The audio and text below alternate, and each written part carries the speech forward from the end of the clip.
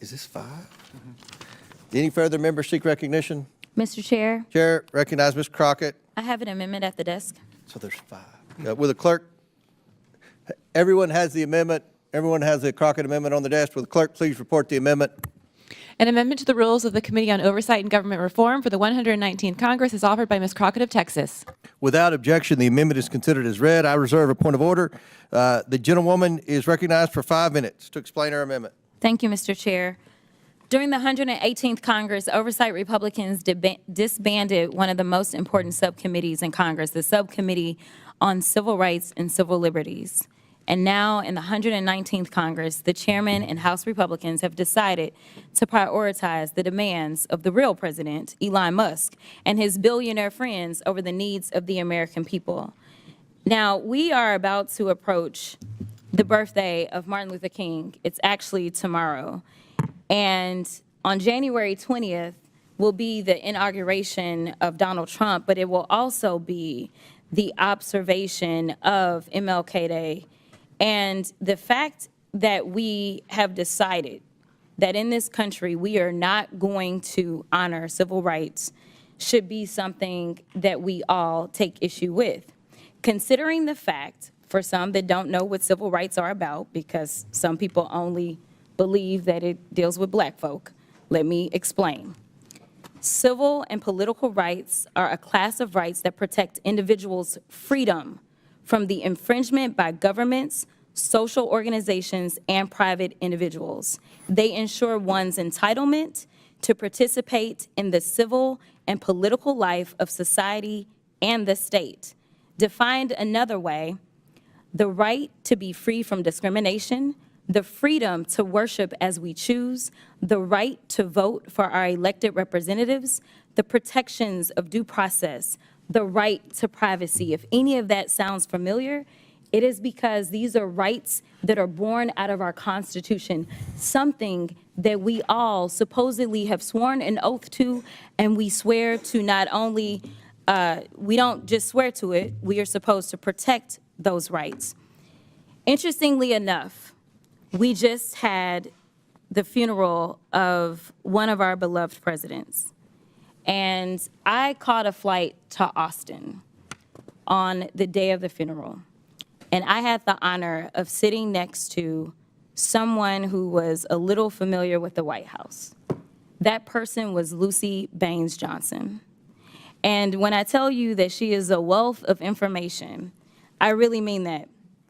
And when we had an opportunity to talk about what she experienced as her father was president during a time in which, honestly, our country was on fire, and I would argue that, unfortunately, our country is on fire right now. When I first ran for office, I ran for the State House and said that we were in the midst of a modern-day civil rights movement, and I have not been convinced otherwise just yet.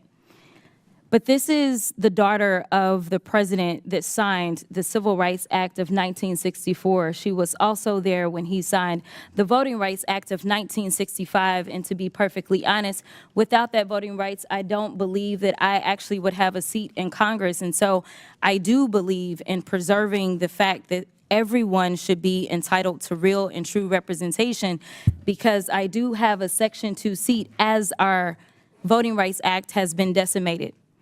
But one of the stories that she told me was that her father asked her about coming over to the Congress for the signing of the bill as it relates to the Voting Rights Act. Now, for her, it was a bit inconvenient as an 18-year-old to have to leave the White House and go over to Congress. And she asked her father, why should we go over to the Congress, Daddy, to sign this particular bill?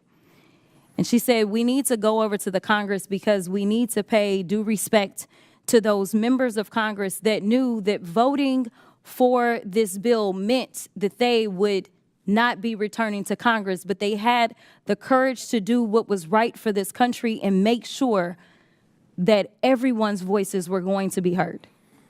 The one thing that we could do, the very small thing that we could do, is have a little bit of courage and decide that we are going to reinstitute this particular subcommittee, because unfortunately, I don't see the type of courage that the people that served back in the 60s had coming out of some of our colleagues.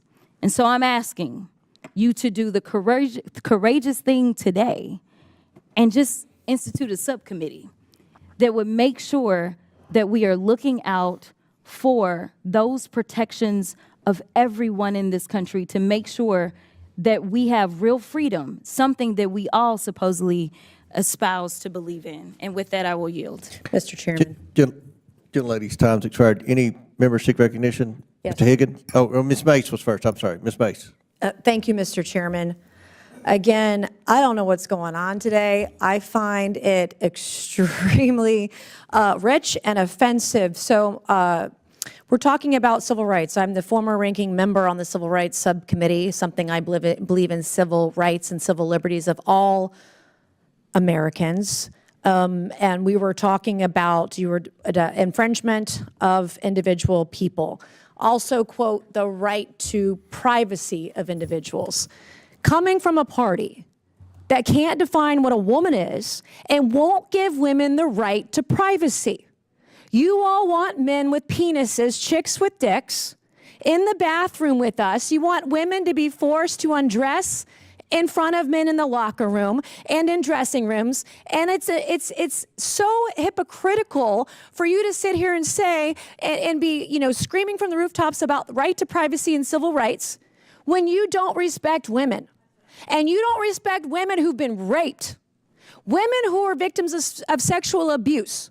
And you want me, a victim of rape, a survivor of rape, to go into a locker room and be forced to undress in front of a man? You have to be effing kidding me.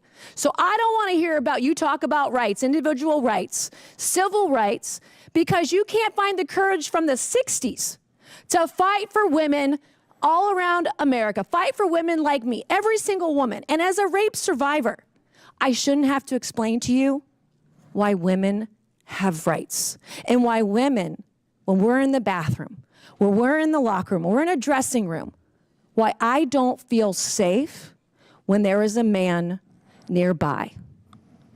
And the fact that we're going here and we're going to say all these things is the ripeness of hypocrisy on the Hill. People need to tell the truth. And if we're going to talk about the rights of individuals, we have to talk about it. Everybody has rights, including women. And at some point, men are infringing on the rights of women. We just had it today. We just had a vote about protecting women and girls in sports. And I believe it wasn't one. It was two people from the Democrat Party who voted to protect women's rights in sports today. Two. So this is, Mr. Chairman, this is a deeply offensive conversation to me today. We want to talk about real freedom. Women have freedom in this country. Women have the freedom to go to a private women's only space and not see a man in it.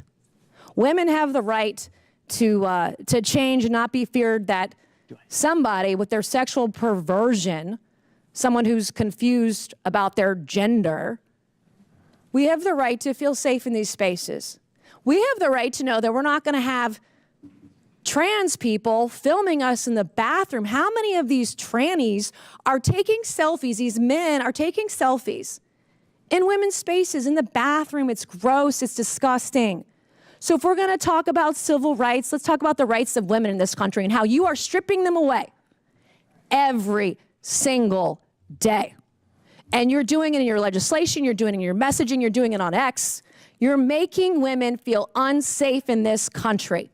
And you're making the opportunity for women and girls to be raped, to be sexually abused in this country even greater than they've ever been. So don't come over here with your attitude and talk to me about rights when you're trying to take my rights as a woman, a rape survivor, away. Thank you, Mr. Chairman. I yield back. Gentlelady yields back. Any member seek recognition? Ms. Stansberry. What we just witnessed in this hearing was a critical reminder of why civil rights protections still matter today. Representative Jasmine Crockett laid out something that too many in Washington seem to forget. Civil rights are not optional, and they are not limited to one group. They are the foundation that ensures every American has the right to be free from discrimination, to vote, to worship, to live without government intrusion, and to participate fully in our democracy. Crockett highlighted the dangerous decision to dismantle the Civil Rights and Civil Liberties Subcommittee, a move that weakens oversight at a time when the country is already deeply divided. She grounded her argument in history, reminding us of the courage shown by leaders during the Civil Rights Movement, leaders who risked their careers to do what was right. Her story about Lucy Baines Johnson underscored how much sacrifice it took to pass the Voting Rights Act, legislation that still determines whether many Americans, including Crockett herself, have fair representation. As a patriot, I stand firmly with her. Protecting civil rights is not a partisan issue. It is an American issue. Restoring that subcommittee should be the bare minimum if we want to honor the legacy of those who fought for equality and ensure that every voice in this country is truly heard. While the discussion took a heated turn afterward, Crockett's message remained clear. Courage, fairness, and the protection of constitutional freedoms must guide our decisions. We cannot afford to move backward. Thanks for watching. If you want more grounded analysis and patriotic commentary, make sure you like, subscribe, and join us here on Crossline Politics.